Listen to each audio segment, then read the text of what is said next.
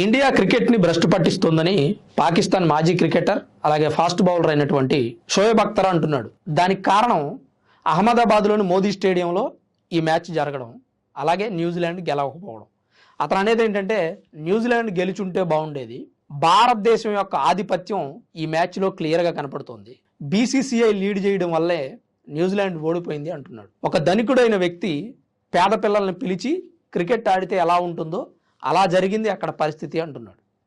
BCCI ప్రపంచంలోనే ధనిక cricket board అయి ఉండొచ్చు, కానీ గ్రౌండ్లో దిగిన తర్వాత బీసీసీఐ ఆడదు కదా, క్రికెటర్సే ఆడాలి కదా. న్యూజిలాండ్ ఓడిపోయింది అంటే న్యూజిలాండ్ టీంకి సరైనటువంటి కోచింగ్ లేదనుకోవచ్చు, లేదా గెలుపు దైవాధీనం అనుకోవచ్చు. అంతేగాని భారత్ క్రికెట్ని భ్రష్టు పట్టిస్తోందనో, లేదంటే బీసీసీఐ వల్లే న్యూజిలాండ్ ఓడిపోయిందనో, న్యూజిలాండ్ గెలుచుంటే బాగుండేదని అభిప్రాయపడడం ఇదంతా మీ అవివేకం. భారత్ మీద ఉన్నటువంటి అక్కసును వెళ్ళగక్కుతున్నారని చెప్పుకోవచ్చు.